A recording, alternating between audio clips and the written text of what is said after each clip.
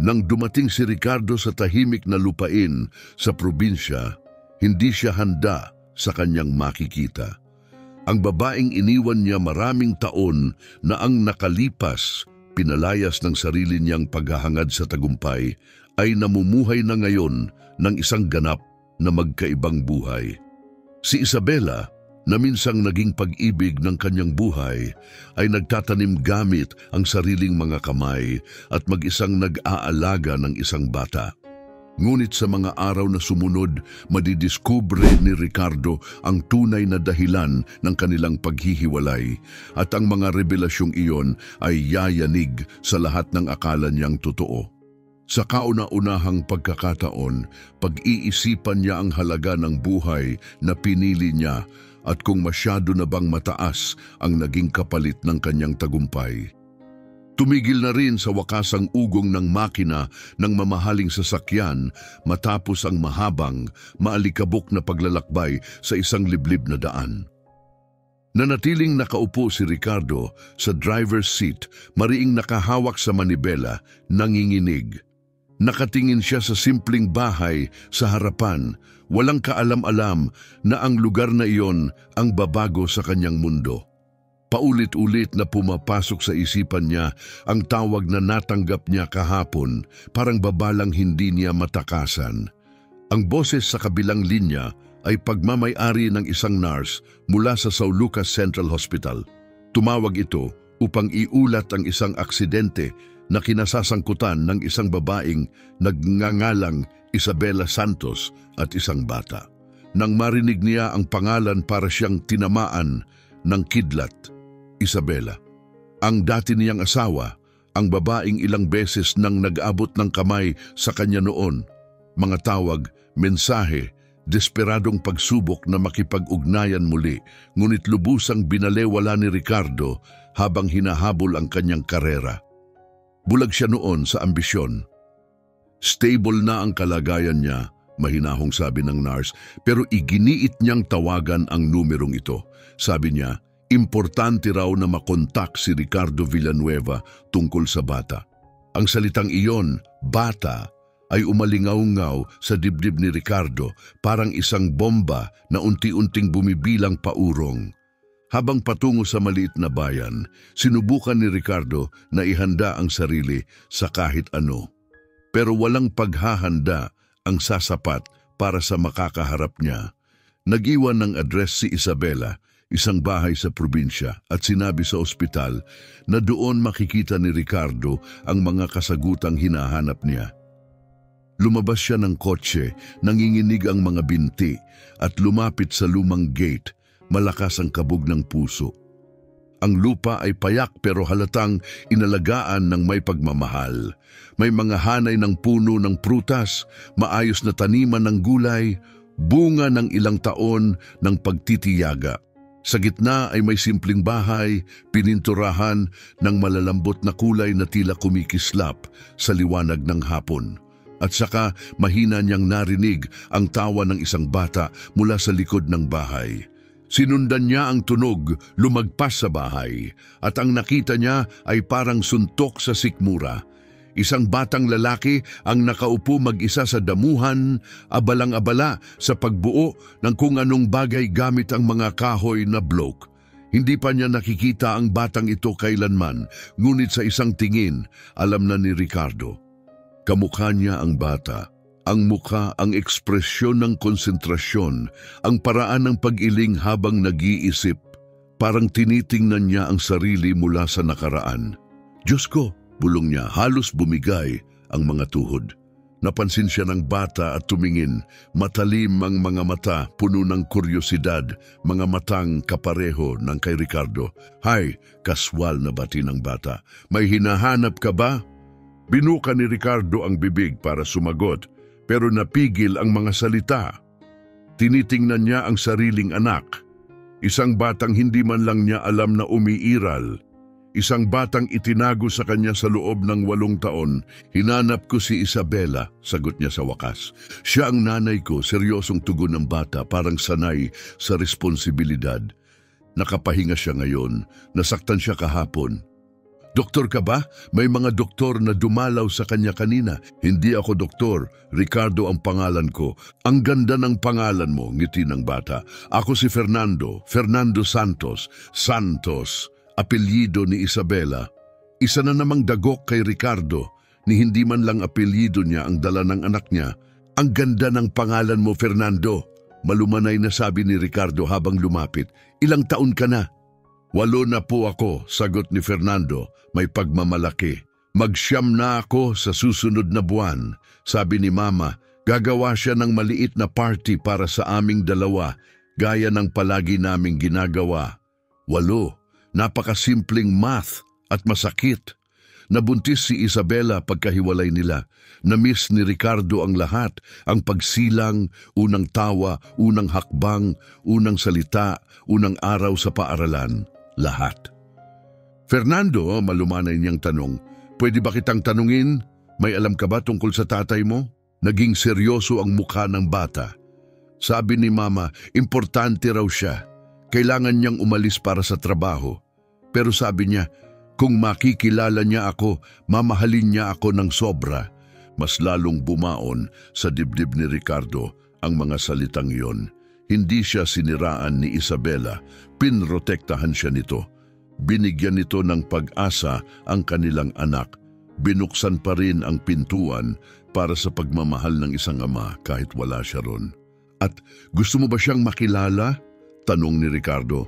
Halos hindi na lumalabas ang boses. Tahimik si Fernando sandali. Siguro po, pero medyo natatakot ako. Paano kung hindi niya ako magustuhan? Paano kung hindi ako ang anak na gusto niya? Namuo ang luha sa mga mata ni Ricardo. Fernando, swerte ang kahit sinong ama na magkaroon ng anak na katulad mo. Nanginginig ang boses niya. Paano mo nasabi? Dahil mabait ka, matalino ka, at inaalagaan mo ang mama mo, yan ang pinakamagagandang katangian ng isang tao. At sa sandaling iyon, may boses mula sa bahay na pamilyar kay Ricardo ang tumawag. Fernando, sino ang kausap mo, anak? Lumingon si Ricardo at nakita si Isabela dahan-dahang lumalapit. Halatang hindi pa siya lubusang magaling, may benda sa noo at marahang ang bawat hakbang. Ngunit nang magtagpo ang kanilang mga mata, tila huminto ang mundo. Napatigil si Isabela. Agad at masakit ang pagkakakilala niya kay Ricardo. Nagkatitigan sila ng ilang sandaling tahimik. Ang hangin sa pagitan nila ay naging mabigat, puno ng mga damdaming matagal nang hindi binibigkas, sakit, lungkot at isang pag-ibig na hindi kailanman tuluyang nawala. Ricardo, mahina at naguguluhang sabi ni Isabela. Kahit may pasa at halatang pagod, nanatili ang tahimik niyang lakas. Isabela, sagot ni Ricardo, paos ang boses na bibigatan sa pagsisisi at pananabik. Napatingin si Fernando sa dalawa, napansin ang kakaibang tensyong bumalot sa paligid. Magkakilala kayo? Inosenteng tanong ng bata. Oo, anak. Mahinahong sagot ni Isabela, hindi inaalis ang tingin kay Ricardo. Matagal nang magkakilala si Ricardo at ako. Talaga? Kaibigan mo siya? Ang simpleng tanong na iyon ay tila nagbitbit ng mabigat na kahulugan. Tumingin si Ricardo kay Isabela. Tila humihingi ng pahintulot na siya ang magpaliwanag. Sandaling nag-atubili si Isabela, saka tumango kahit may pag-aalinlangan. Mag-asawa kami noon, Fernando, mahinang sabi ni Ricardo. Ang mama mo at ako ay naging mag-asawa. Lumaki ang mga mata ni Fernando sa pagkagulat. Parang si mom at dad? Oo, sagot ni Ricardo. Ganon na ganon. Nagkunot ang noo ng bata, nag-iisip ng malalim. Pagkatapos ay nagtanong, gamit ang malinaw at inosenteng luhika ng isang bata. So, kilala mo si Daddy? Tumingin si Ricardo ng direkta sa mata ng bata. Mga matang tulad ng sa kanya at tila gumalaw ang lupa sa ilalim niya. Lahat ng alam niya sa buhay ay biglang naging walang saysay. Fernando, nanginginig ang boses ni Ricardo. Ako ang tatay mo. Bumagsak ang katahimikan, tinitigan siya ni Fernando, saka lumingon kay Isabela, sinusubukang unawain ang katotohanang ibinunyag. Totoo ba yun, Mama? Siya ang tunay kong daddy? Oo, sagot ni Ricardo. Pero bakit hindi mo ako pinuntahan kahit minsan? Napakasimpleng tanong, pero mas masakit kaysa alinmang labanan sa negosyo. Tumama ito sa kaibuturan ni Ricardo. Dahil hindi ko alam na nandyan ka, sagot niya habang dumadaloy ang luha sa kanyang pisngi. At ang hindi pag-alam tungkol sa iyo, iyon ang pinakamalaking pagkakamali sa buong buhay ko. Tumingin si Fernando kay Isabela, naghahanap ng kasagutan sa mga mata nito. Lumapit si Isabela at lumuhod sa tabi ng anak, napangiwi sa sakit pero hindi nagpapigil. Totoo yon anak, si Ricardo ang tatay mo. Bakit hindi niya alam? Pumikit sandali si Isabela, kita ang bigat ng nakaraan sa kanyang muka. Dahil nung dinadala kita sa tiyan ko, dumaan kami ng iyong ama sa napakahirap na panahon. Hindi ko nasabi sa kanya, hindi ko kinaya. Pero ngayon, alam na niya. Alam na niya, ulit ni Fernando, na parang kayang buuin ng isang bata ang pinakamalalalim na kwento sa ilang salita lang. Oo, alam na niya, bulong ni Isabela.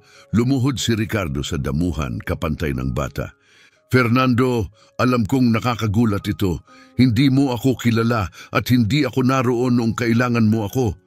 Pero mula nang malaman kong nandyan ka, ikaw na ang pinakamahalagang bagay sa buhay ko. Mas mahalaga pa kaysa sa trabaho mo? Parang kidlat na tumama kay Ricardo ang tanong. Oo, walang alinlangang sagot niya. Mas mahalaga ka. Mananatili ka na ba?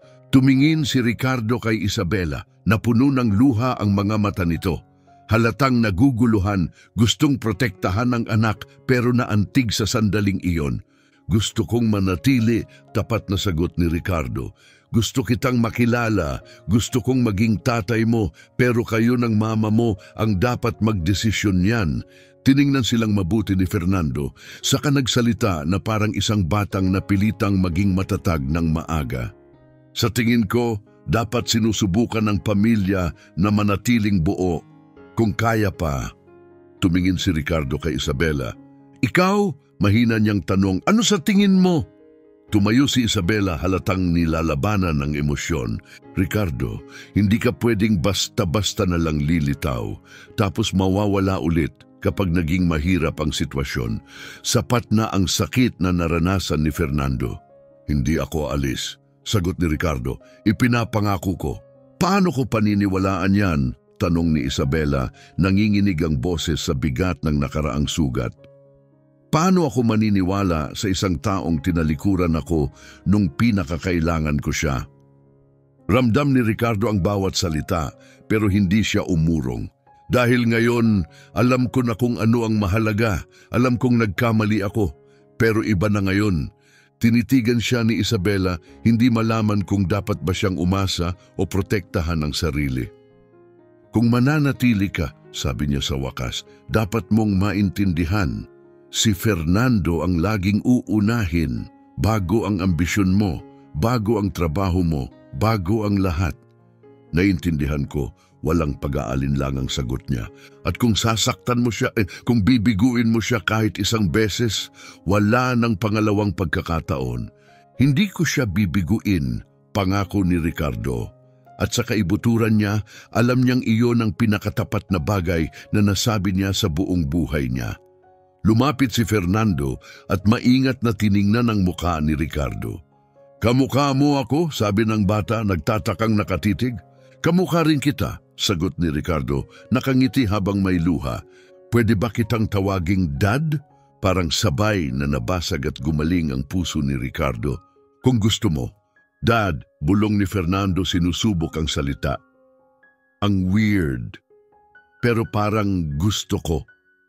Tumingin si Ricardo kay Isabela na tahimik na nakatayo, puno ng pag-aalinlangan at pag-asa. Isabela, sabi niya, alam kong malayo pa ang tatahakin ko. Hindi ko karapat-dapat ang tiwala mo. Pero kung papayagan mo ako, gusto kong gugulin ang natitirang buhay ko sa pagbawi sa mga taon na nawala. Hindi ito tungkol sa pag-aayos ng nakaraan, mahinang sagot ni Isabela. Tungkol ito sa pagharap ngayon, sa pagdalo, sa pagiging nandito.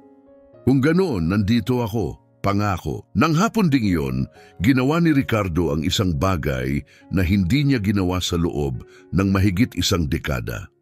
Kinuha niya ang telepono, tinawagan ang kanyang assistant at kinansela ang lahat ng meeting sa natitirang linggo.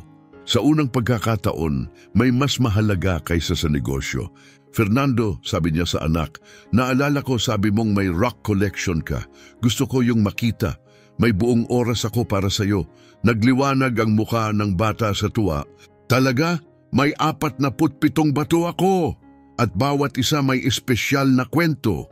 Tumakbo si Fernando papunta sa bahay at sumunod si Ricardo kasama si Isabela sa mabagal na lakad. Ricardo, sabi ni Isabela ng maingat, ang buhay namin dito ay simple, walang marangyang bagay, wala kaming karangyaan. Kung gusto mong maging bahagi ng buhay na ito, kailangan mong tanggapin kung paano kami namumuhay. Ang buhay natin, mahinang ulit ni Ricardo, nakangiti. Gusto ko ang tunog niyan. Hindi magiging madali, babala ni Isabela. May sariling routine si Fernando.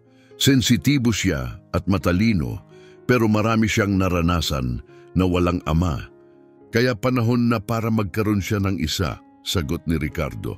Biglang huminto si Isabela at tumingin ng diretsahan kay Ricardo. Bakit ka talaga nandito, Ricardo? Bakit ngayon? Ano ang nagbago? Tanong niya. Matatag ang tinig pero puno ng mga tanong na matagal nang walang sagot. Tumawag ang ospital at sinabing ikaw ang nag-utos na kontakin ako. Sa unang pagkakataon sa maraming taon, may nagsabi sa akin na mahalaga ako. Hindi dahil sa negosyo, hindi dahil sa deal, kundi dahil may batang nangangailangan ng ama. Sapat ba talaga yon para bitawan mo ang lahat at pumunta? Hindi lang sapat, sagot ni Ricardo. Binuksan nito ang mga mata ko, binago nito ang lahat. Pagpasok nila sa bahay, naramdaman ni Ricardo ang isang bagay na matagal na niyang hindi nararanasan, init. Hindi pisikal na init, kundi ang pakiramdam ng tahanan. Ang mga kasangkapan ay simple, ngunit inalagaan ng may pagmamahal. May mga litrato ni Isabela at Fernando sa mga pader at may mga halaman sa bawat sulok na nagbibigay buhay sa espasyo. Hindi ito marangya, hindi ito maluho, pero totoo ito at mas ramdam niya ang tahanan dito kaysa sa alinmang mamahaling apartment na tinirhan niya noon. Ang silid ni Fernando ay puno ng imahinasyon at personalidad. May mga makukulay na guhit na nakadikit sa dingding, maayos na nakasalansan ang mga libro sa mga lumang kahong ginawang estante, at sa gitna ay naroon ang kanyang koleksyon ng bato, maayos na nakaayos na parang maliit na museo. Ito ang paborito ko, sabik na sabi ni Fernando, hawak ang maliit na batong may guhit na parang ginto. Nakita ko ito malapit sa sapa sa likod ng bahay. Sabi ni Mama baka purity daw. Ang ganda, sagot ni Ricardo, marahang hinahaplos ang bato. Paano ka nagsimulang mangolekta ng bato? Tinuruan ako ni Mama, sagot ng bata. Nag-aral siya tungkol sa bato sa universidad bago pa ako ipinanganak. Nagulat si Ricardo at tumingin kay Isabela. Nag-aral ka ng geology? 2 taon lang, iwas niyang sagot. Pagkatapos, nag-iba ang takbo ng buhay. Sa katahimikang iyon, naunawaan ni Ricardo. Iniwan ni Isabela ang pangarap niya, ang pag-aaral, para palakihin ang anak nila ng mag-isa. Isang sakripisyong hindi man lang niya alam noon. Dad, muling sambit ni Fernando, tila sinusubok muli ang salitang iyon. Mahilig ka rin ba sa bato? Mukhang nagsisimula na akong mahilig, nakangiting tugon ni Ricardo. Pwede mo ba akong turuan tungkol sa bawat isa? Sa susunod na oras, masigasig na ikinuwento ni Fernando ang bawat bato, saan niya nakuha, ano ito marahil, at kung bakit ito espesyal. Hindi lang nakikinig si Ricardo, nakikita niya ang puso ng kanyang anak sa bawat kwento. Ang sigla, ang talino, ang pagkamausisa, lahat ng iyon ay tila salamin ng sarili niyang kabataan, ngunit mas banayad, mas malumanay. Parang tinitingnan niya ang mas mabuting bersyon ng sarili niya. Mula sa kusina, tinawag ni Isabela, "Fernando, anong masasabi mo kung magluto tayo ng espesyal para kay Dad ngayong gabi?" "Pwede ba akong tumulong?" tanong ni Ricardo, pati siya nabigla. "Marunong ka bang magluto?" tanong ni Fernando, nakanganga. Hindi talaga, amin ni Ricardo na may ngiti. "Pero gusto kong matutunan." Kinagabihan, nagsalo sila ng isang simpleng hapunan mula sa kanilang hardin, sariwa, mainit, puno ng pagmamahal.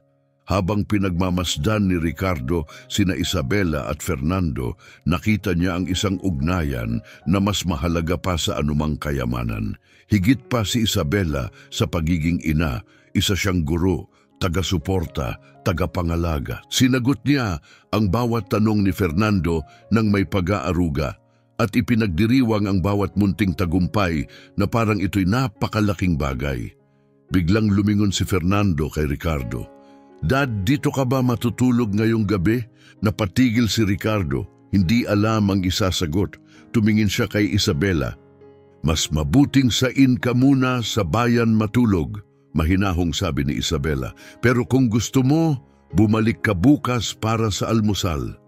"Gustong-gusto ko yan," agad na sagot ni Ricardo. "At bukas," dagdag ni Fernando, "pwede mo akong turuan tungkol sa trabaho mo." Sabi ni Mama, super important daw yung kumpanya mo. Natahimik si Ricardo, hindi sigurado kung paano ipapaliwanag ang buhay na puro habol sa tagumpay, isang buhay na ngayon ay tila walang laman. "Oo, may kumpanya ako," maingat niyang sagot. "Pero sa totoo lang, mas gusto kong matutunan muna ang trabaho mo tulad ng pag-aalaga sa garden, paghahanap ng mga cool na bato o simpleng matutong maging mabuting tao." "Pero wala akong trabaho. Bata pa ako," tawa ni Fernando.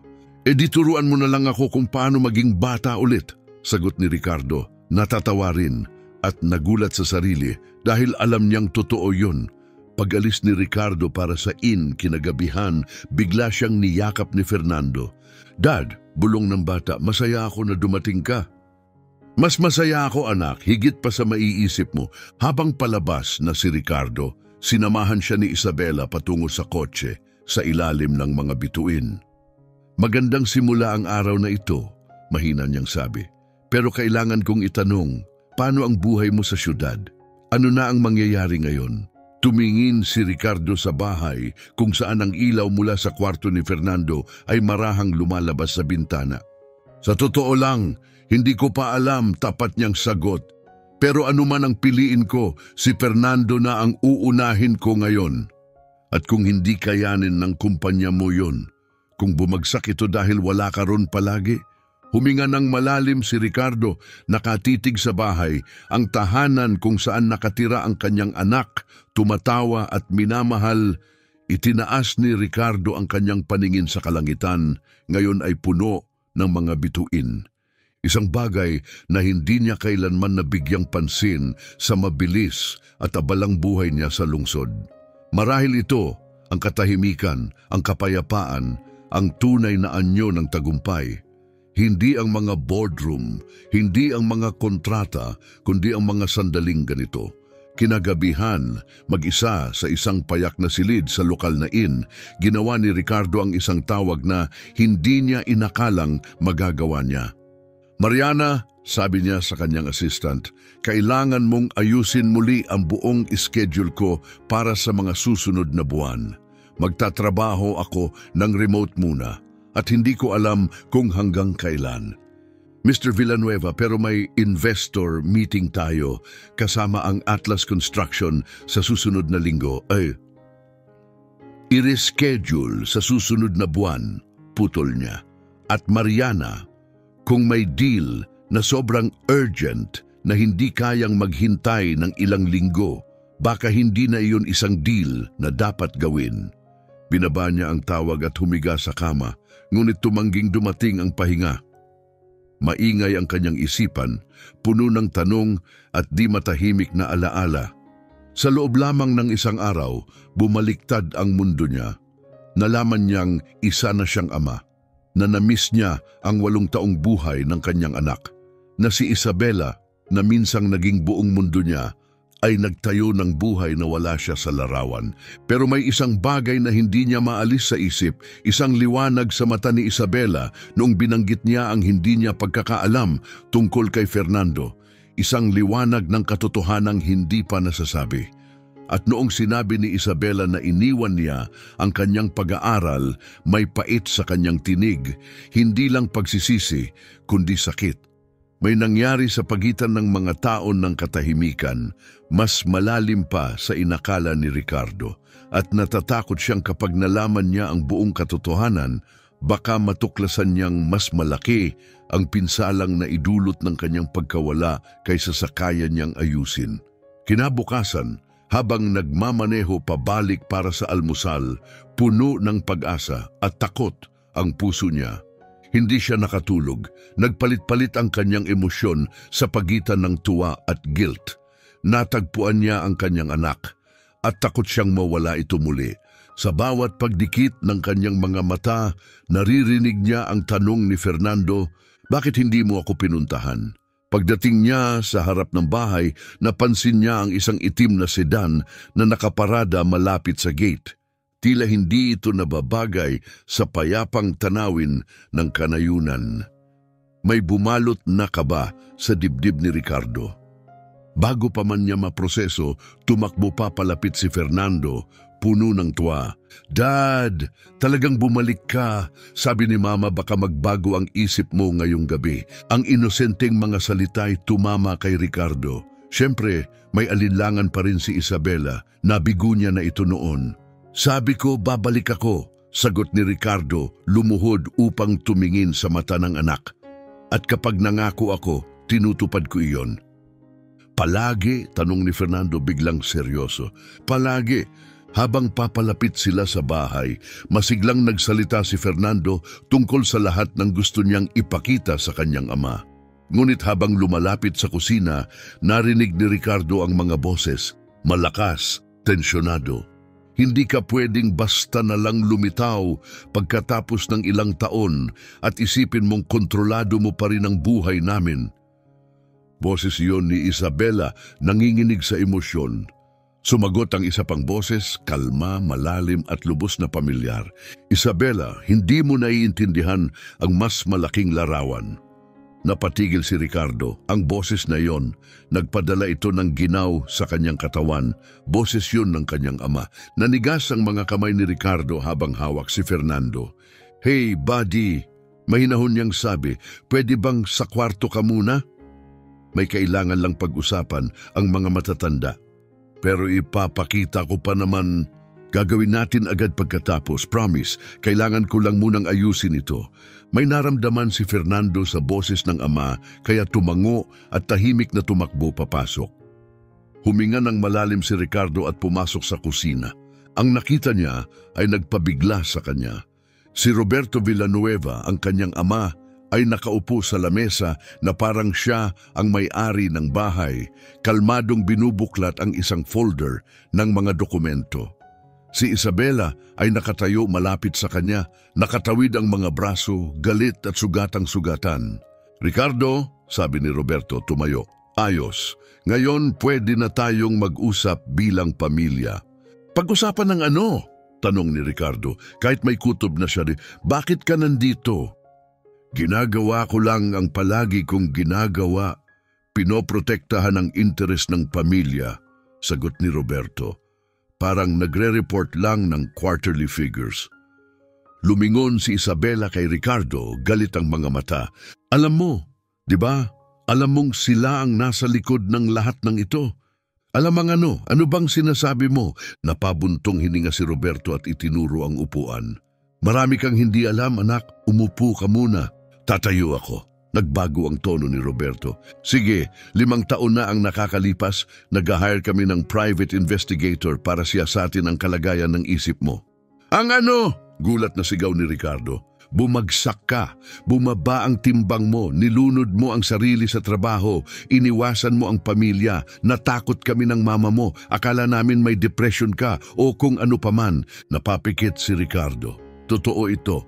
Pagkatapos ng diborsyo, nilunod niya ang sarili sa trabaho para takasan ang sakit.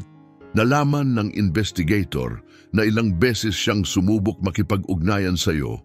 Patuloy ni Roberto, hindi alintana ang tingin ni Isabela. Buntis na pala siya at sa tingin namin, tinanggihan mo siyang kausapin. Hindi ko siya iniwasan, sigaw ni Ricardo. Hindi ko nga alam. Ngayon naiintindihan na namin, kalmadong sagot ni Roberto. Pero noon akala namin iniiwasan mo ang responsibilidad. Tumingin si Ricardo kay Isabela, desperado. Bakit hindi mo sinabi sa akin tungkol sa mga mensahe dahil pinakiusapan ako ng pamilya mo? Sigaw niya, nanginggilid ang luha.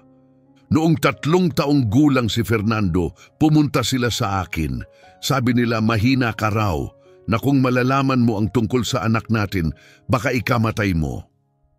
Umiikot ang mundo ni Ricardo. Ginawa nila yon? Huminga ng malalim si Isabela. Pumunta ang tatay mo sa apartment ko. May dala siyang peking medical papers na nasa psychiatric care ka raw. Sabi niya, kung sasabihin ko sa iyo ang tungkol kay Fernando, baka ilagay ko sa panganib ang buhay mo. Tiningnan ni Ricardo ang ama ng gigigil. Nagsinungaling ka, nagpalsipika kayo ng medical records. Ginawa namin ang pinakamahusay na desisyon sa impormasyong meron kami. Walang pakiusap na sagot ni Roberto. Halos hindi ka na gumagana at siya nag-iisa naghihirap. Kaya minaniobra niyo ang buhay namin? Tumulong kami, malamig na tugon ni Roberto. Binigyan namin si Isabela ng direksyon, ng buhay. Anong klasing buhay? Tanong ni Ricardo, bagamat may kutob na siya. Umupo si Isabela, tila nawala ng lakas. Binili nila ang lupang ito para sa akin, bulong niya, at lumikha sila ng isang taong hindi totoo. Mr. Carlos, isang matandang lalaki na di umano'y kailangan ng private tutor sa math. Isang aktor? Tanong ni Ricardo, nanlaki ang mata. Tumango si Isabela, walang sigla ang mga mata. Isang aktor na sobrang nakumbinsi ako. Ikaw ako at ang mama mo. Lahat tayo? Tanong ni Fernando, puno ng pag-asa ang tinig. Lahat tayo, walang pagdadalawang isip na sagot ni Ricardo. Sa wakas ay nagsalita si Isabela, paos ang boses mula sa pag-iyak. Ricardo, hindi ko na alam kung alin ang totoo. Kailangan ko ng oras para maintindihan kung aling bahagi ng buhay ko ang tunay at alin ang minaniobra. Naiintindihan ko gaano katagal ang kailangan mo. Hindi ko alam. Siguro, mas mabuting bumalik ka muna sa lungsod ng ilang araw. Hayaan mong mag-usap kami ni Fernando. Hindi! Agad na sigaw ni Fernando. Kakadating mo lang. Kakatawag ko lang sa'yo na daddy. Hindi ka pwedeng umalis agad. Parang pinilipit ang puso ni Ricardo. Fernando, may mabigat na pinagdaanan ng mama mo ngayong araw. Kailangan niya ng espasyo para makapag-isip. Pero paano kung hindi ka na bumalik? Tanong ni Fernando, nanlaki ang mga mata sa takot. Paano kung mawala ka ulit gaya noon? Hindi ako mawawala, mahina ngunit tapat na sabi ni Ricardo. Ipinapangako ko. Paano ko paniniwalaan yon? Natigilan si Ricardo, nag-isip. Pagkatapos ay dahan-dahang hinubad ang relong suot niya araw-araw. Isang pamana mula sa kanyang lolo, sa kanyang ama at saka sa kanya. Nakikita mo itong relo? Tumango si Fernando, seryosong nakatingin. Ilang henerasyon na itong nasa pamilya namin. Balak ko sanang ibigay ito sa iyo balang araw, pero gusto kong ibigay na ngayon bilang pangakong babalik ako. Pero masyadong mamahalin, sabi ni Fernando, natatakot hawakan.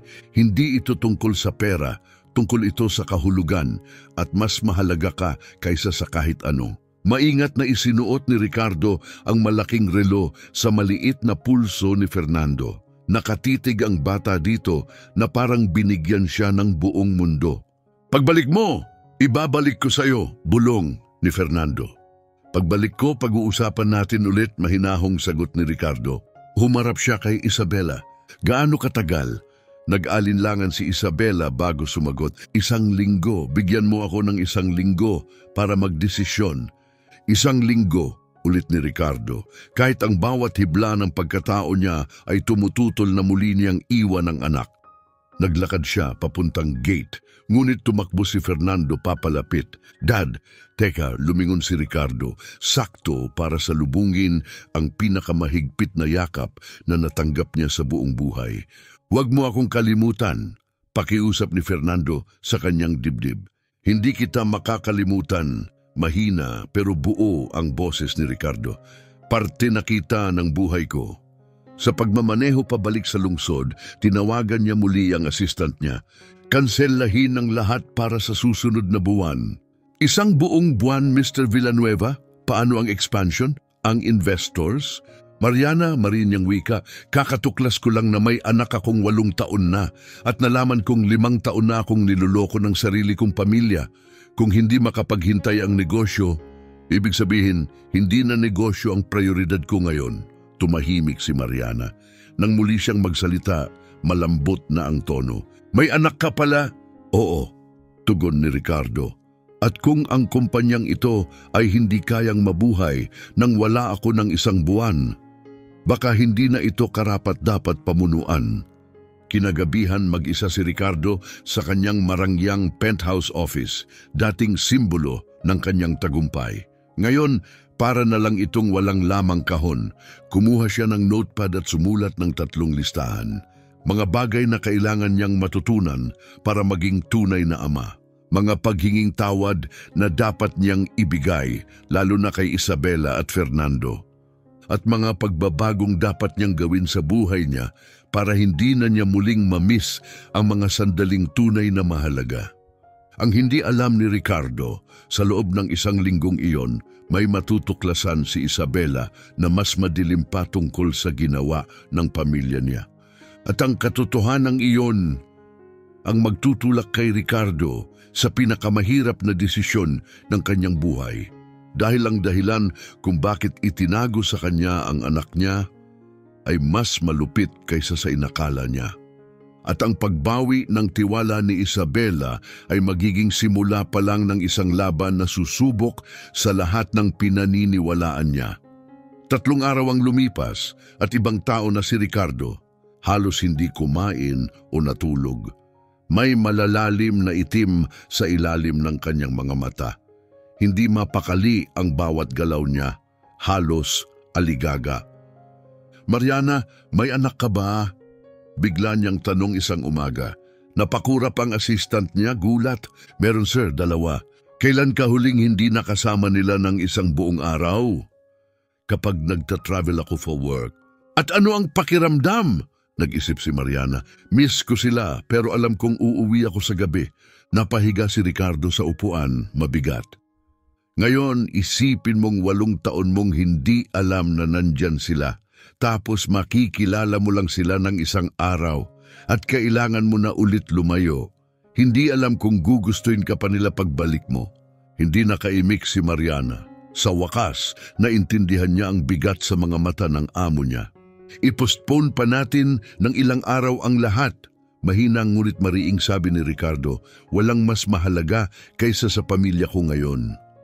Kinahapunan, habang pinipilit niyang magbasa ng mga company reports, tumunog ang telepono niya. Hindi numero ni Isabela, unknown number. Hello? Mr. Ricardo Villanueva? Boses ng isang matandang lalaki. Yes, who is this? Antonio Peralta ang pangalan ko. Kilala mo ako bilang Mr. Carlos. Kailangan kitang makausap agad. Parang yelo ang dumaloy sa dugo ni Ricardo. Ang kapal naman ng mukha mong tumawag matapos ng ginawa mo. Pakiusap, makinig ka muna, mabilis na sabi ni Antonio. Nakatira ako kina Isabela at Fernando ng 5 taon. Sa simula, Diyos silang ang ginagawa ko, pero naging pamilya ko sila. At nang madiskubre ko ang totoong dahilan kung bakit ako kinuha, nagsimula akong mag-record ng lahat ng palihim. Recording? Ulit ni Ricardo, nanlilimahid ng kutob. Anong ibig mong sabihin? 40 taon na akong aktor. Marunong akong magmasid. May napansin ako na hindi napapansin ng iba. 2 taon na ang nakalipas nang maisip kong may mas madilim na nangyayari. Kaya sinimulan kong mangalap ng ebidensya. Natahimik si Ricardo. Hindi ko pwedeng sabihin lahat sa telepono, patuloy ni Antonio. Magkita tayo mamayang gabi sa Villa Toscana Restaurant. 8:00, reservation sa pangalang Carlos Santos. At magsama ka ng pinagkakatiwalaan mo. Delikado ang hawak kong impormasyon. Eksaktong 8:00, pumasok si Ricardo sa restaurant kasama si Leonardo, isang investigative journalist na pinagkakatiwalaan niya. Sa dulo ng silid, nakaupo si Antonio, kaba sa bawat galaw, palingalinga. Salamat sa pagpunta, wika ni Antonio. Alam kong hindi ko deserve ang kapatawaran, pero hindi ito tungkol sa kapatawaran, tungkol ito sa pagpigil sa isang mas malaki pang kasamaan. Kung ganon, magsalita ka na, malamig na sagot ni Ricardo. Kinuha ni Antonio ang isang maliit na folder at itinulak sa mesa. May mahigpit na tagubilin ang mga magulang mo tungkol sa mga sasabihin ko kay Fernando.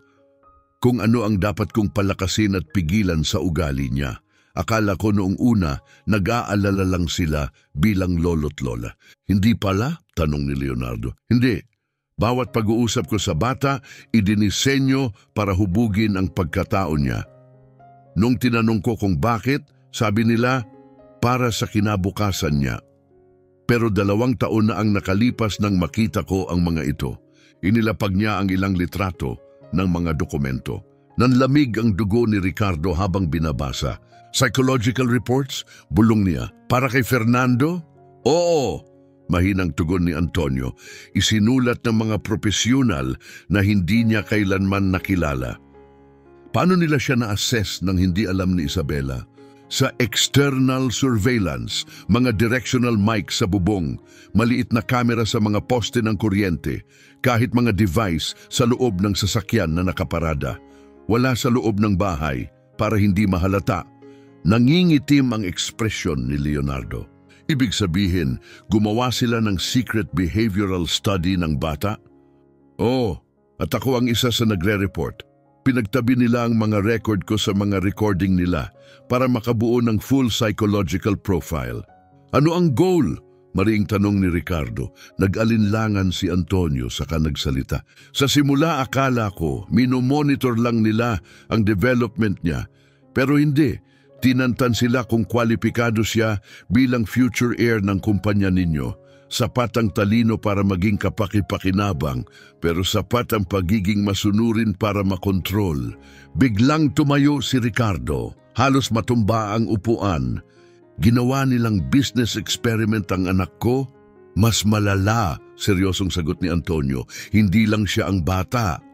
Lumapit si Leonardo. Ngayon, seryoso na rin. Ilan?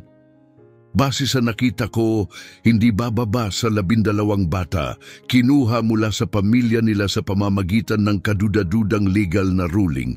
Lahat inilagay sa kustodiya ng mga taong konektado sa Villanueva Philanthropic Foundation. Napakurap si Ricardo. Anong foundation? Wala akong naririnig tungkol doon. Charity front na sinimulan ng mga magulang mo 10 taon na ang nakaraan, kunwari para tumulong sa mahihirap na bata. Pero sa likod noon, mas madilim ang totoo. Dahan-dahang nagsalita si Leonardo. Ibig mong sabihin, may organisadong sistema ito? Oo, kumpirmadong tugon ni Antonio, at si Fernando ang susunod sa listahan nila. Nanigas ang kamao ni Ricardo. Nasaan ang original na mga dokumento? Nakalock sa private safe ng tatay mo, siya lang ang may access. Ibig sabihin, hindi tayo makakakilos legal. Pwede, sabi ni Antonio, sabay labas ng maliit na device mula sa folder. Dahil meron tayo nito. Kinuha ito ni Leonardo ng maingat. Recording device?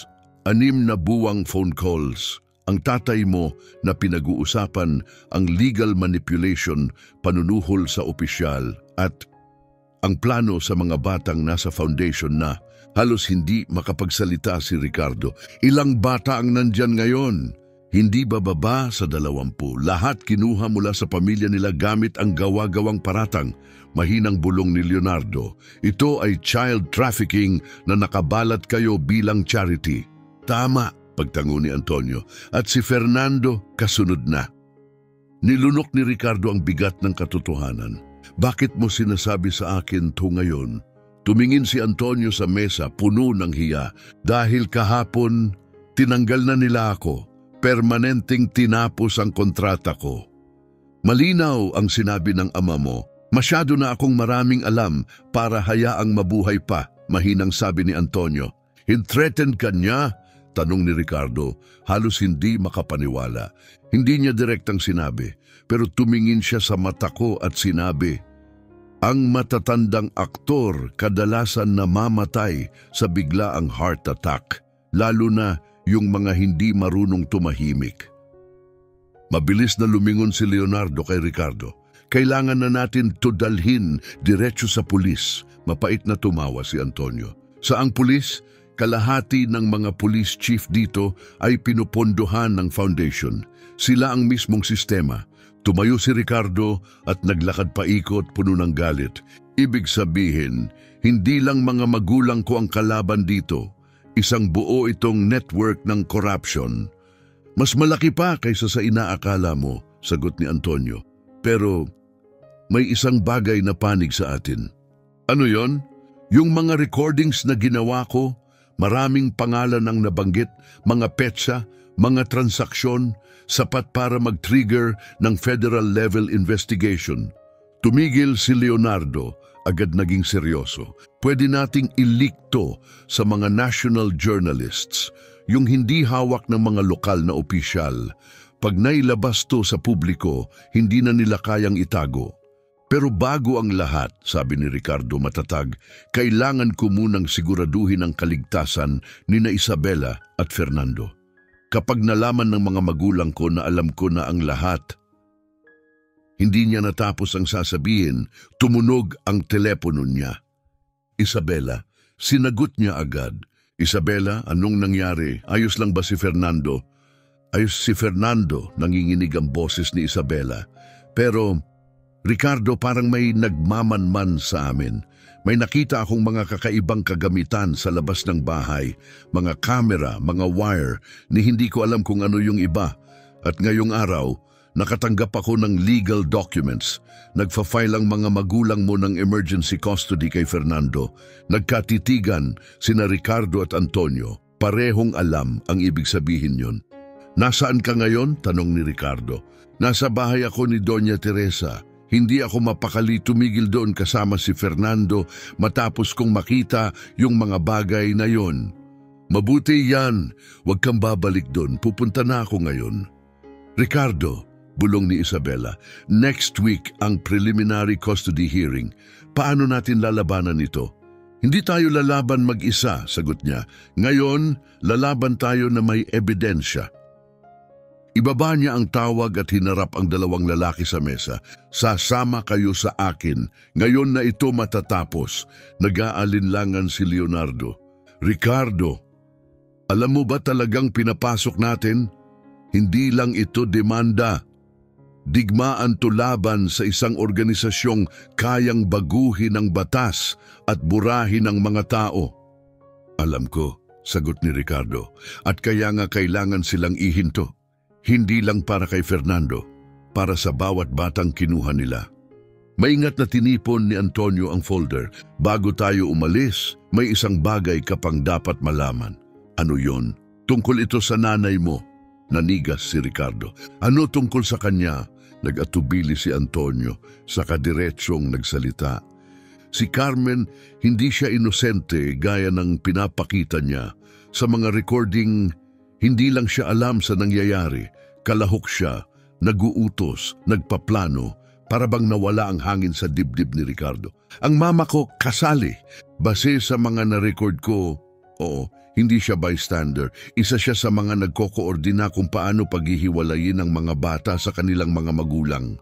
Tumayo si Ricardo, matagal na nakatulala, parang sinuntok ng katotohanan. Sa biyahe pabalik kina Isabela, lalong tumatama ang realidad sa bawat kilometro. Hindi lang nila sinira ang relasyon niya.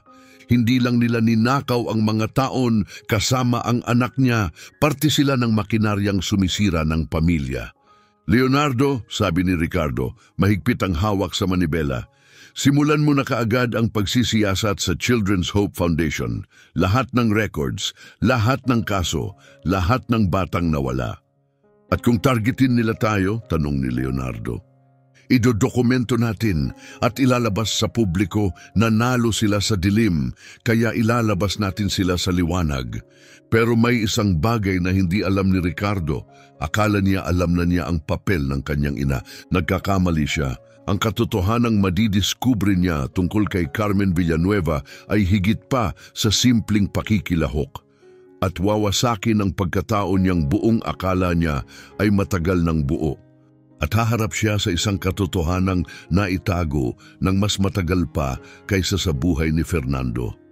Naging pansamantalang kanlungan ang bahay ni Doña Teresa, isang ligtas na lugar kung saan nagtipon sina Ricardo, Isabela at Fernando upang unti-unting harapin ang bigat ng katotohanan.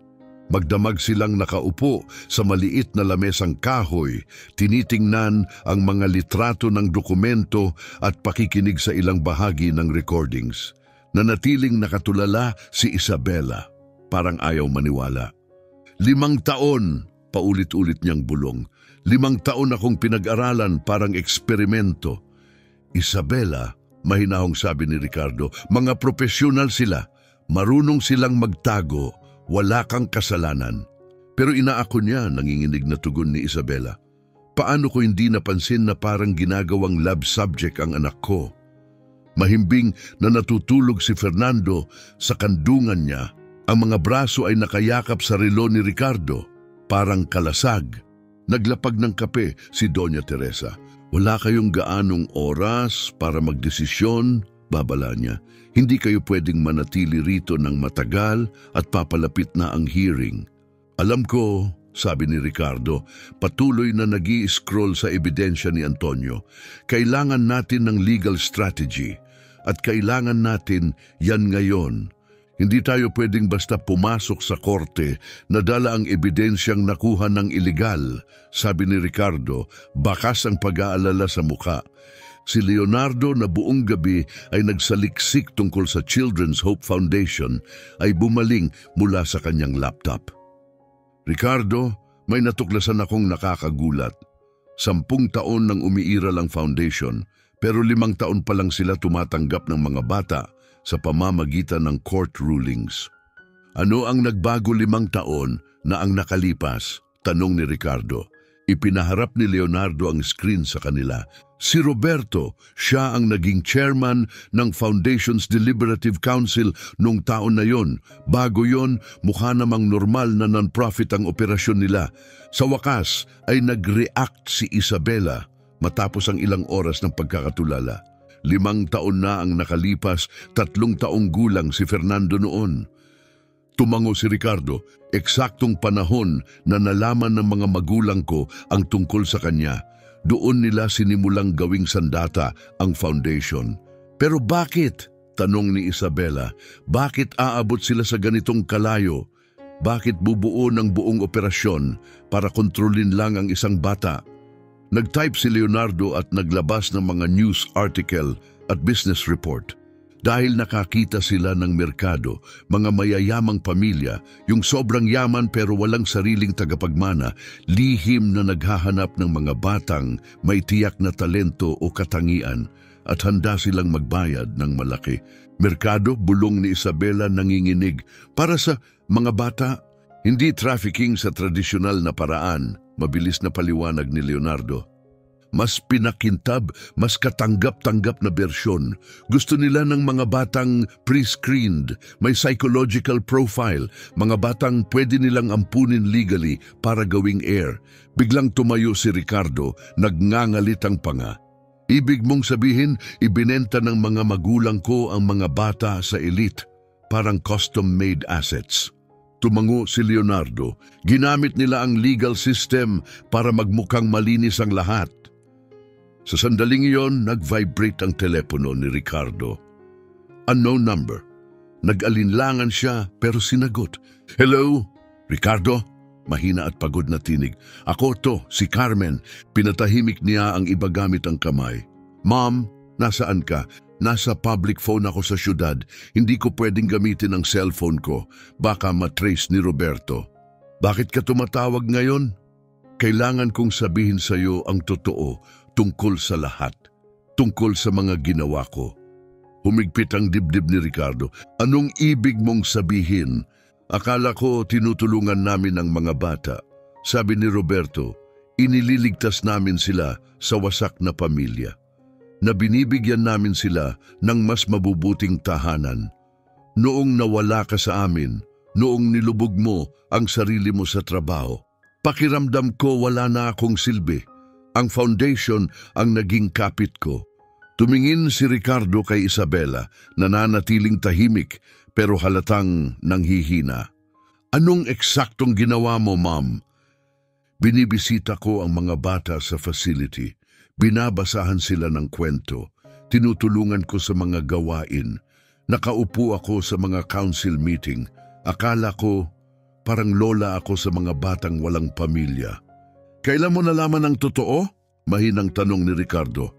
Nung nakaraang linggo, nang magsimula kang magtanong tungkol kay Fernando, biglang nagpanik si Roberto. Naglalakad-lakad sa sala, pabalik-balik, may tawag ng 10 oras ng gabi. Bulong ng mga bagay na hindi niya alam na naririnig ko. Doon nagsimulang mabuwal ang lahat. Anong mga bagay? Lumalim ang boses ni Carmen, puno ng panginginig. Narinig kong nag-uutos siyang gumawa ng peking ebidensya laban kay Isabela. Nag-uusap tungkol sa lagayan at mas malala, pinag-uusapan ng pagbilis ng transfers ng ibang batang nasa sistema na. Ibang mga bata, nalulunod ang puso ni Ricardo, hindi bababa sa 15, higbi ni Carmen. Mga batang kinuha mula sa pamilya nila at nakatakdang i-assign sa piling pamilya sa susunod na mga buwan. Sumingit si Leonardo papalapit sa telepono. Carmen, may lista ka ba ng pangalan? Kahit ilang detalye, sandali ang katahimikan. Sino yan? Ayos lang, ma'am, sabi ni Ricardo. Si Leonardo. Journalist siya. Tinutulungan niya tayong ibunyag ang lahat. Mapagkakatiwalaan siya. May alam akong pangalan ng ilan at alam ko rin kung saan nakatago ang totoong files ni Roberto. Akala niya masyado akong inosente para maintindihan ang halaga niyon. Bahagyang lumambot ang mukha ni Ricardo. Kaya mo bang kunan ng litrato? Kaya, pero kapag nalaman niya, ma'am, mariing sabi ni Ricardo, mga pamilya ang winawasak dito. Mga batang hindi na makikita ang mga magulang nila ulit. Alam ko, bulong ni Carmen, halos hindi marinig, at galit ako sa sarili ko na sumama ako sa lahat ng ito, na hindi ko agad kinuwestiyon. Pero Ricardo, may mga tao ang ama mo, delikadong mga tao. Kahapon narinig ko siyang nagsasabing kailangan na raw linisin ang mga loose ends bago magsimula ang kaso ni Fernando. Napatingin si Ricardo kay Antonio na tila nagkumpirma sa kinatatakutan niya. Si Antonio ba ang tinutukoy niya? Hindi ko sure. Hindi siya nagbanggit ng pangalan, pero sa tono niya, pakiramdam ko, kahit sino mang maging banta sa foundation, mawawala. Tumayo si Isabela, nanginginig. Carmen, delikado ba kami? Delikado ba si Fernando? Lahat kayo, pati ako. Kapag nalaman ni Roberto na tumatawag ako sa inyo, katapusan ko na to. Nakasubsob na si Leonardo sa notes niya. Carmen, nasaan eksakto ang mga dokumento? Sa private office niya sa bahay, nakalak sa cabinet, pero hawak ko ang susi. Binigay niya sa akin nung pinapasama niya ako mag-ayos daw ng mga luma nilang tax files. Tumingala si Leonardo. Handa ka bang kuhanan ng litrato ang lahat? Muling katahimikan. Kapag ginawa ko to, bulong ni Carmen, wala nang balikan. Alam niyang ako yun. Huminga ng malalim si Ricardo. Ma'am, ano ang alternatibo? Tanong ni Carmen sa telepono. Kapansin-pansing nanginginig sa takot ang kanyang boses. Hayaan natin siyang sirain pa ang mas maraming pamilya. Hayaan natin siyang kunin si Fernando mula sa atin. Kung ibibigay ko ang ebidensya, kaya niyo ba akong protektahan? Tumingin si Ricardo kay Leonardo. Nagpalitan sila ng mabigat na tinginan. Makakahanap tayo ng proteksyon, sabi ni Leonardo. May kilala akong mga tao sa federal level, hindi hawak ng lokal na korupsyon.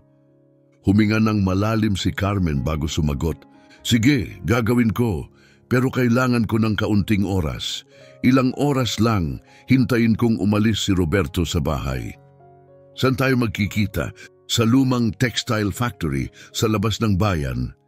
Eksaktong 6:00. At Ricardo, isama mo si Fernando. Kailangan ko siyang makita bago mahuli ang lahat. Natapos ang tawag, bumagsak ang katahimikan sa buong silid. Si Doña Teresa ang unang nagsalita. Mapagkakatiwalaan ba talaga siya? Paano kung patibong to?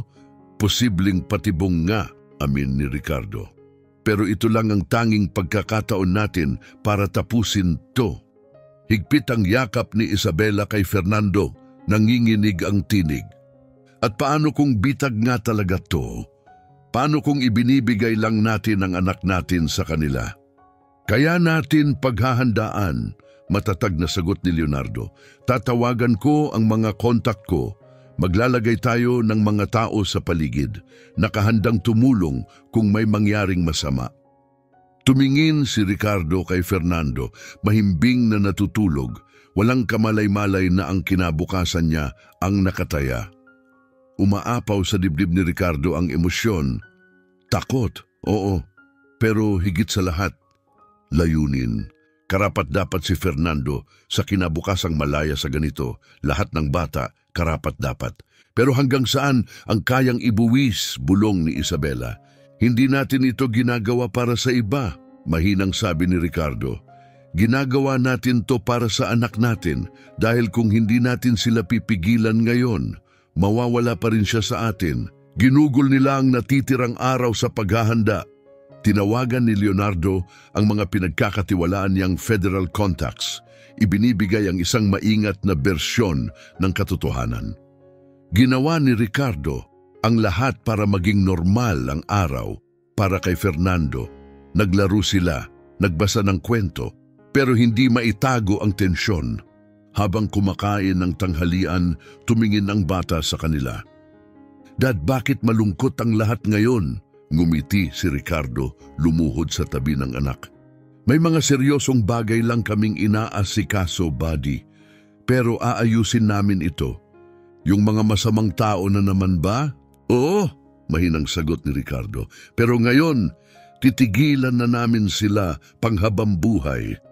At pagkatapos, magkakasama na tayo, ikaw, ako at si Ma'am. Napasinghap si Ricardo, nangingilid ang luha. Oh, Fernando, pagkatapos nito, magkakasama tayo, pangako. At taimtim siyang nagdasal na matupad niya ang pangakong iyon. Pagsapit ng 5:30 ng hapon, nasa kalsada na sila. Na-coordinate na ni Leonardo ang isang maliit na team para pumuwesto ng palihim sa paligid, nakahandang kumilos kapag may nangyaring masama. Habang nagmamaneho, panay ang silip ni Ricardo sa rearview mirror. Pinagmamasdan si Fernando na tahimik na naglalaro ng maliit na toy car na inutang kay Doña Teresa. Ang inosensya ng sandaling iyon ay halos punitin ang puso niya. Wala pa ring alam si Fernando na ang gabing ito ang huhubog hindi lang sa kanyang tadhana, kundi sa kinabukasan ng napakaraming bata.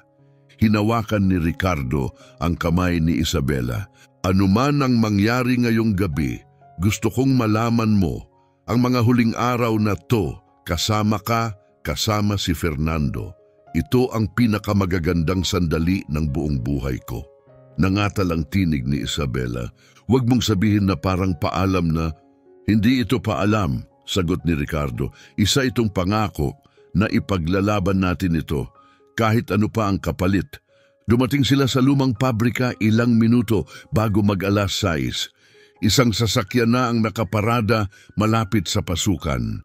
Nakatayo si Carmen sa tabi nito, halatang takot, mahigpit na yakap sa isang makapal na folder. Ma'am, sabi ni Ricardo habang lumalapit, nakuha mo ba? Tumango siya pero nakatuon ang tingin sa batang nagtatago sa likod ng binti ni Isabela. Diyos ko, bulong niya. Ricardo, kamukha mo siya nung bata ka. Dumungaw si Fernando, medyo nahihiya. "Fernando," sabi ni Ricardo, "ito ang lola mo. Ang pangalan niya ay Carmen." "Lola ko?" tanong ni Fernando, halatang nagtataka pero interesado.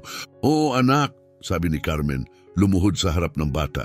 "At patawad kung ngayon lang tayo nagkita." "Bakit hindi mo ko pinuntahan dati?"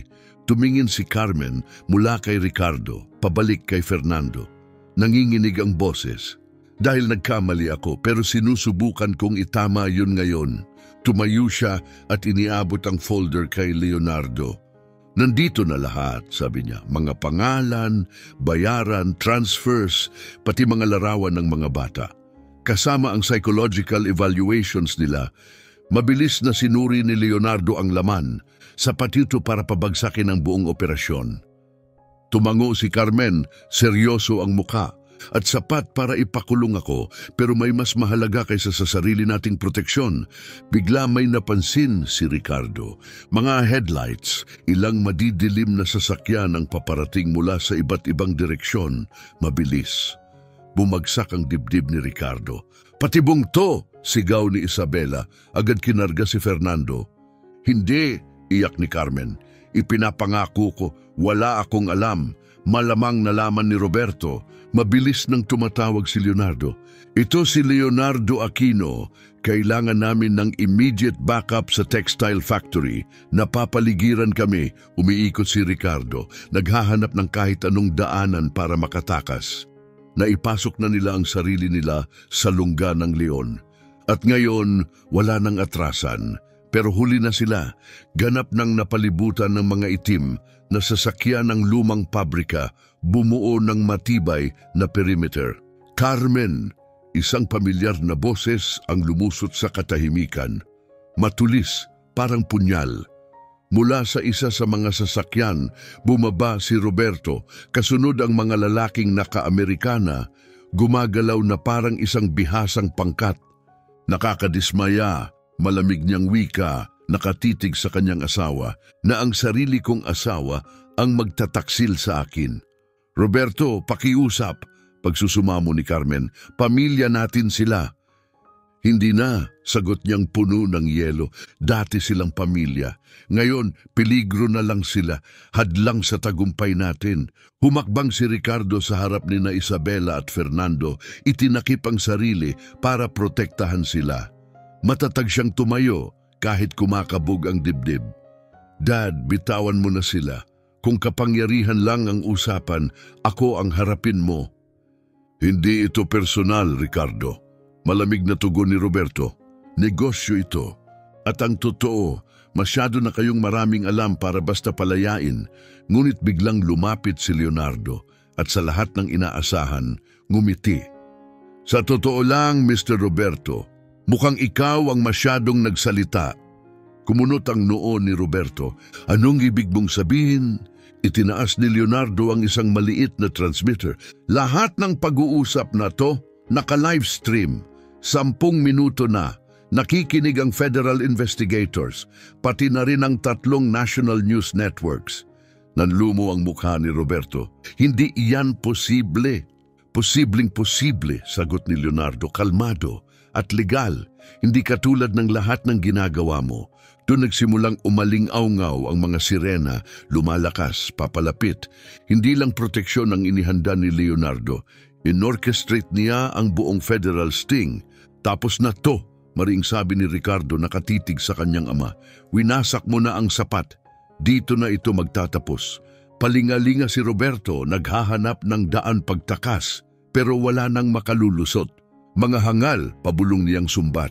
"Wala kayong ideya kung sino-sino ang kinakalaban ninyo. May mga makapangyarihang taong hindi nyo kayang tumbasan." "Harapin namin sila," sagot ni Ricardo, "isa-isa at magsisimula sa iyo." Habang papalapit ang mga federal agents, marahang hinila ni Fernando ang manggas ni Ricardo. "Dad, bakit masama si Grandpa?" Lumuhod si Ricardo, marahang sumagot. "Minsan ang mga taong akala nating magpoprotekta sa atin, sila rin ang nakakasakit. Pero simula ngayon, sisiguraduhin nating hindi na yon mauulit at mananatili tayong magkakasama." Oo, Fernando, mananatili tayong magkakasama panghabang buhay. Ngunit kahit na naaresto si Roberto at nailantad ang madilim na operasyon, alam ni Ricardo, simula pa lamang ito, may iba pa, mas makapangyarihan at may mahigit 100 bata pa rin ang nasa loob ng sistema. Katarungan, kakapasok pa lang sa unang hakbang. 3 linggo pagkatapos ng pagkakaaresto ni Roberto, nasa isang sandali si Ricardo na hindi niya kailanman inakalang mararanasan. Nakaupo siya sa sahig ng sala ni Doña Teresa kasabay ni Fernando, tinutulungan itong buuin ang isang puzzle habang naghihintay ng pinakamahalagang tawag sa buong buhay niya. Si Leonardo ang nangangasiwa sa proseso ng pagbabalik ng mga batang inagaw. Bawat oras may update, may nakakapagpaluha, may nakakapagpasaya.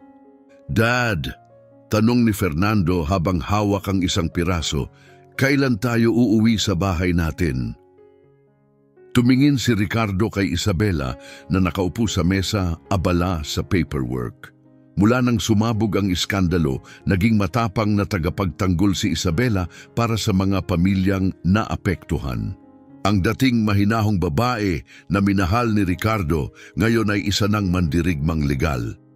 Malapit na, Fernando, sagot niya, pero kailangan muna naming siguraduhing ligtas na ang lahat ng bata. Yung mga kinuha ng masasamang lolo at lola, parang piniga ang dibdib ni Ricardo, ang paraan ni Fernando ng pag-unawa sa mundo. Simple, dalisay, pero matalino. Oo, gusto naming makabalik sila sa pamilya nila. Tulad natin, tumunog ang telepono ni Ricardo. Si Leonardo, Ricardo, sabi niya, puno ng kasigasigan, kailangan ko kayo. Ikaw, si Isabela at si Fernando, pumunta na sa foundation. Ngayon na, anong nangyayari? Magaganap na ang unang reunification sa loob ng 1 oras at si Fernando mismo ang humiling na nandoon siya. Napakurap si Ricardo. Siya ang humiling. Narinig ng mga bata sa foundation ang tungkol sa kanya, na siya ang batang sinubukang kontrolin ng mga magulang mo. Para sa kanila, hindi lang siya isang bata. Isa siyang simbolo. Gusto nilang makita ang pamilyang nagbigay liwanag sa kadiliman. Narinig na ni Isabela at agad nang tumayo. Ligtas ba? Ligtas na ligtas, kumpirmasyon ni Leonardo.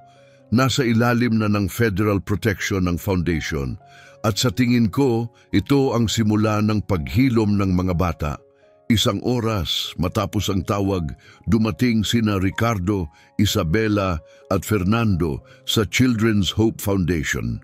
At hindi nila inasahan ang kanilang nakita, 2 ng sasakyan ang nakaparada sa courtyard.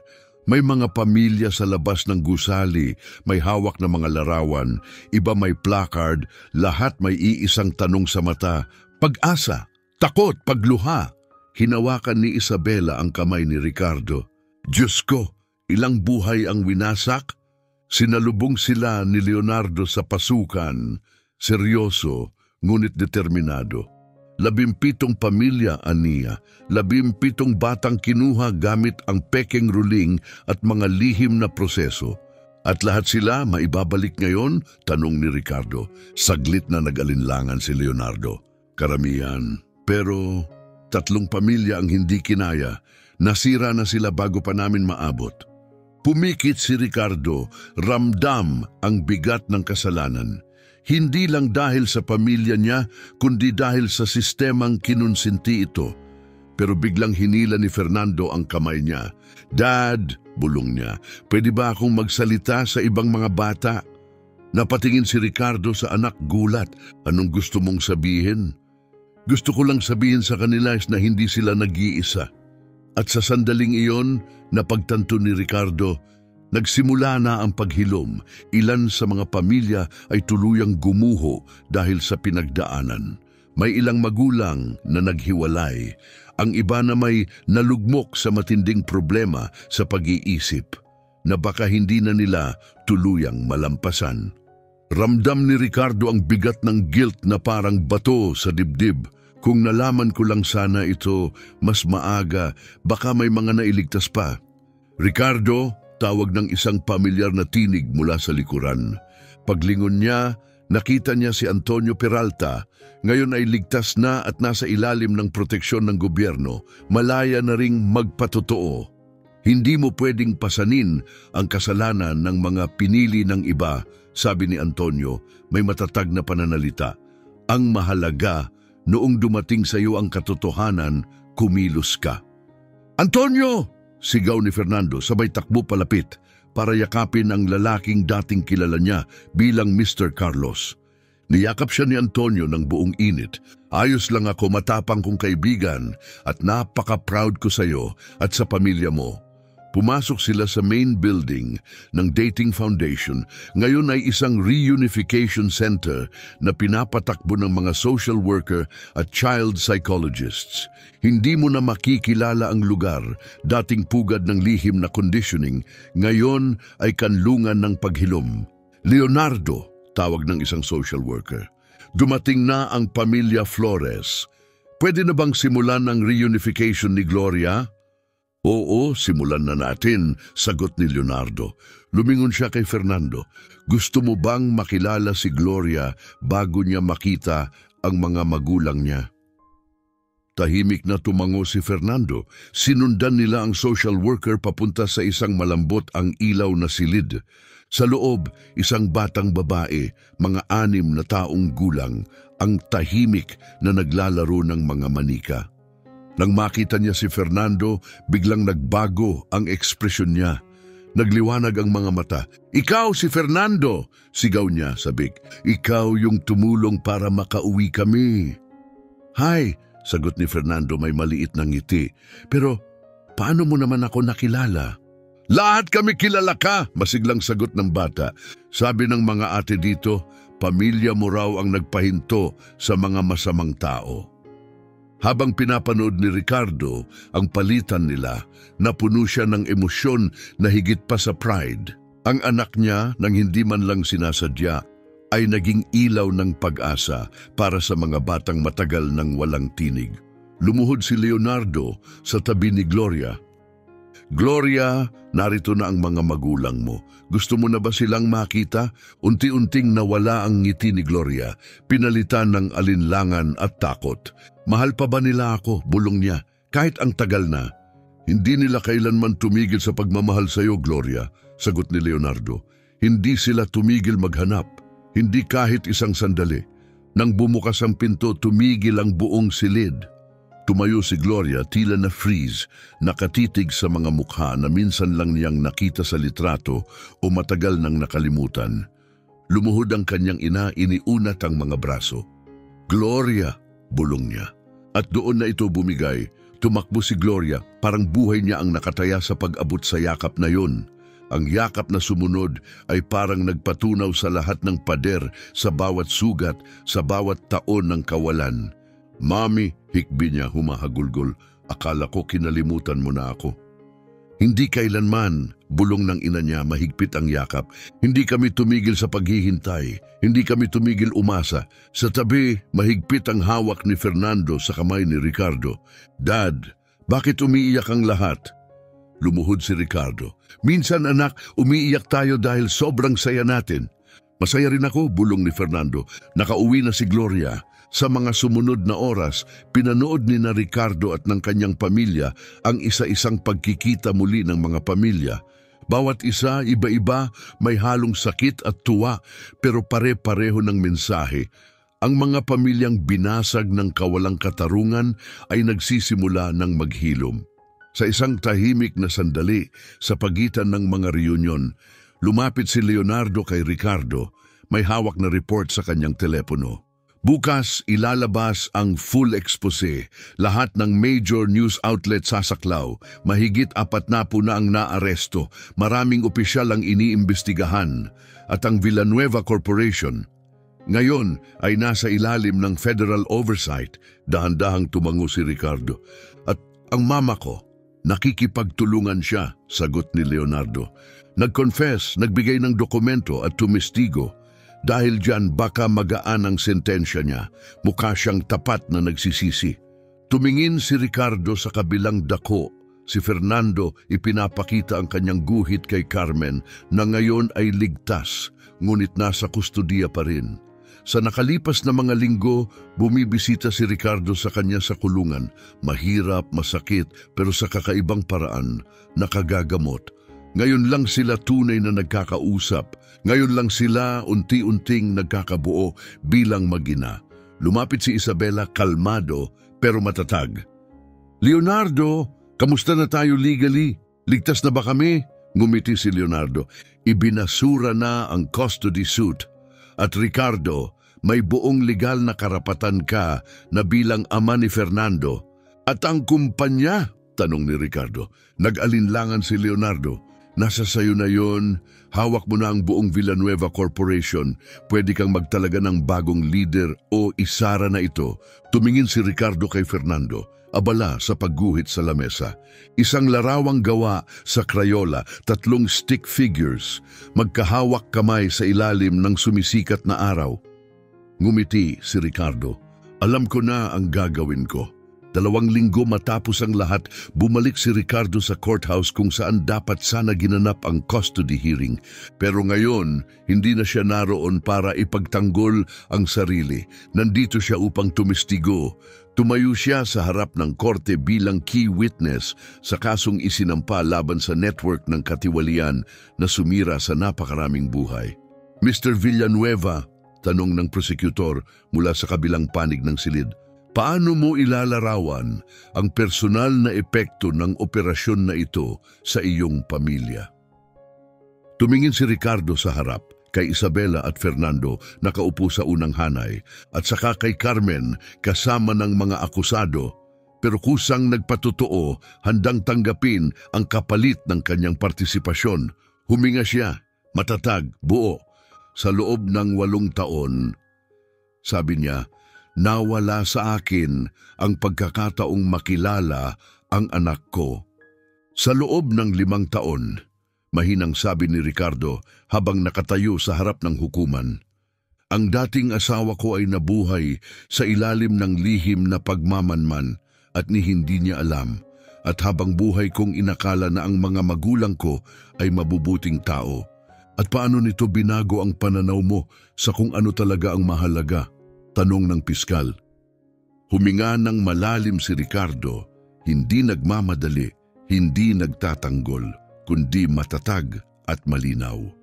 "Natutunan kong ang tagumpay ay hindi na susukat sa tubo, sa mga malalaking kontrata o sa prestihiyo.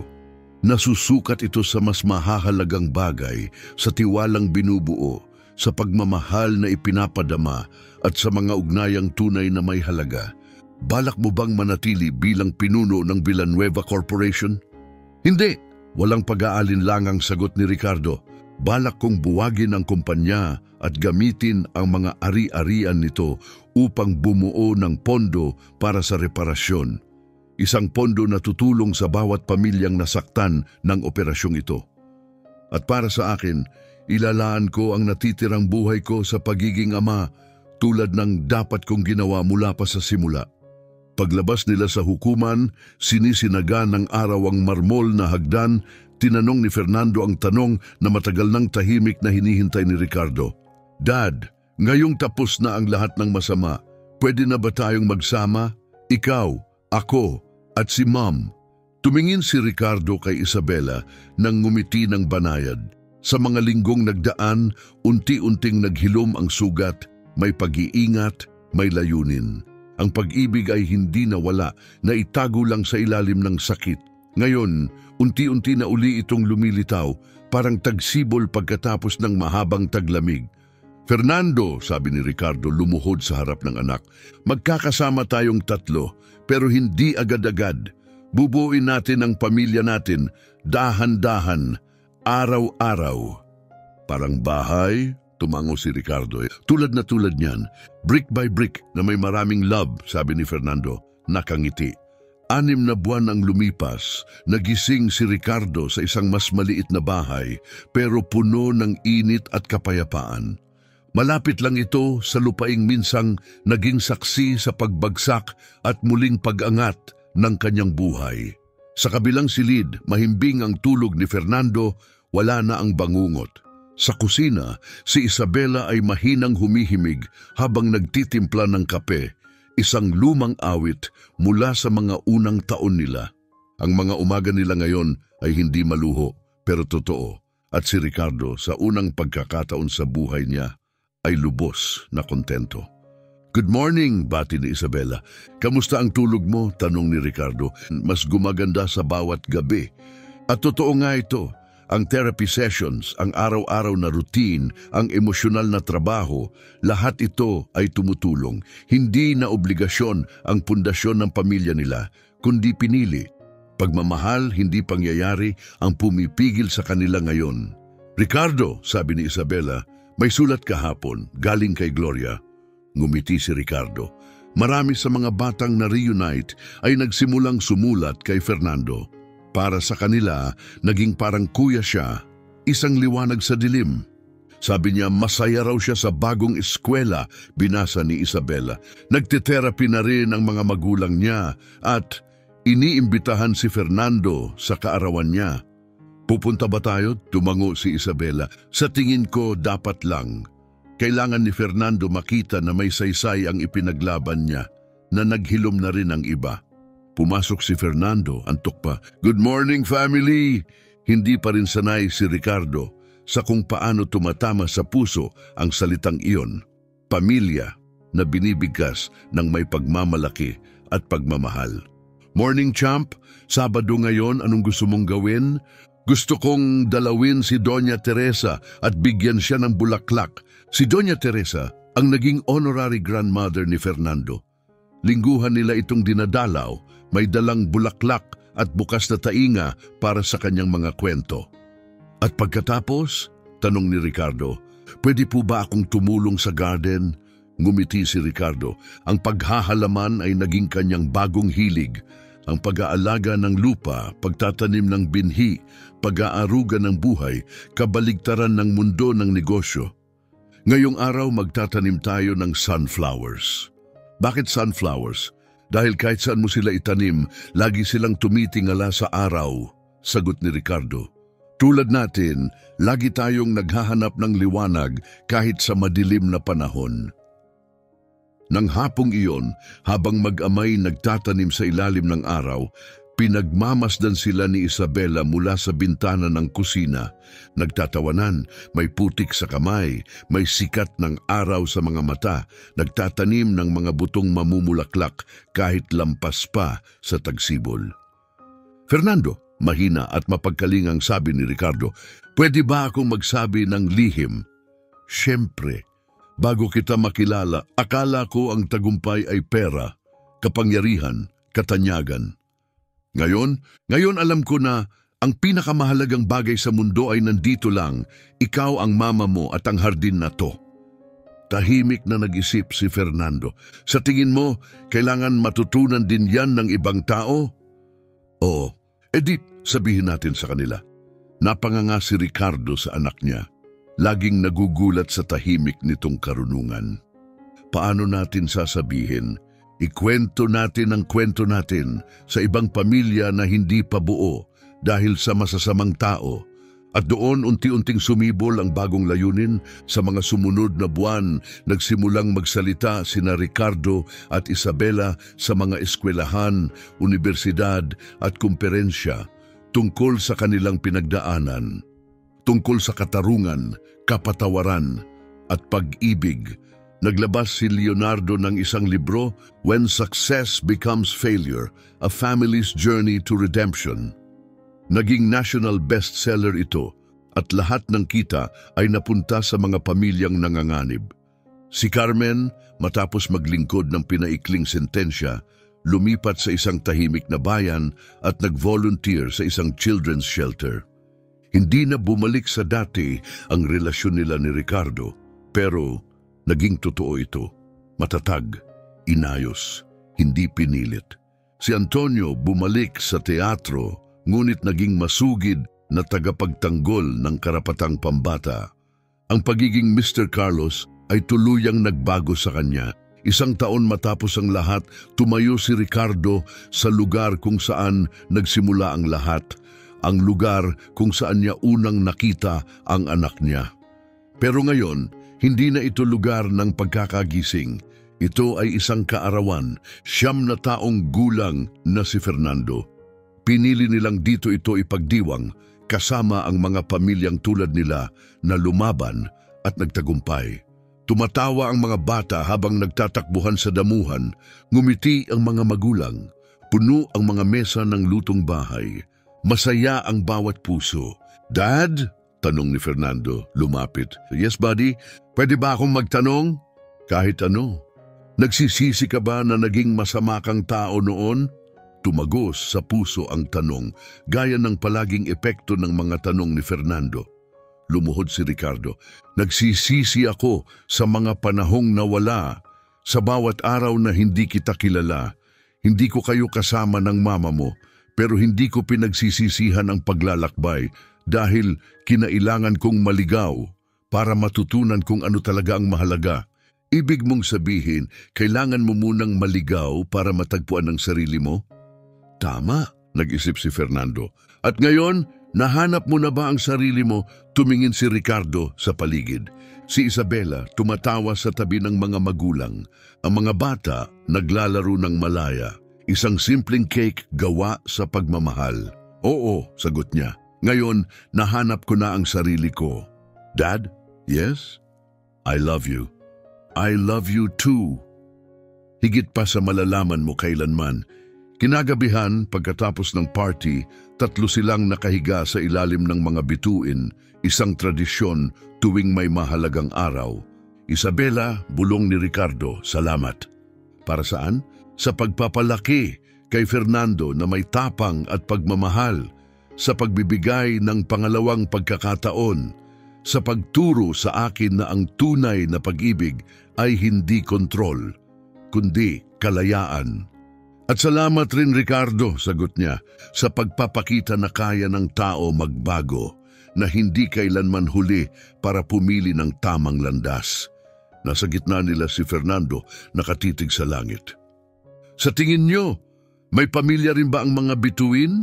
Tumawa si Isabela. "Bakit mo naman naisip yan? Kasi mas maliwanag silang kumikislap pag magkasama sila." Ngumiti si Ricardo. "Tama ka, Fernando. Ang pinakamagagandang bagay sa buhay ay mas kumikislap kapag magkasama." At habang nakahiga sa ilalim ng mga bituin, naisip ni Ricardo ang lahat ng nawala sa kanya at lahat ng kanyang natagpuan. Iniwan niya ang isang imperyo, ngunit kapalit nito ay ang bagay na mas mahalaga pa sa lahat, isang pamilya, kapayapaan, at ang katotohanan na tutunan niyang ang pagmamahal ay hindi paghawak. Ito ay pagpili. Ito ay pagpapakumbaba. Ito ay tapang upang magsimulang muli. At higit sa lahat, hindi kailanman huli upang maging ang taong itinakdakang maging. Wakas.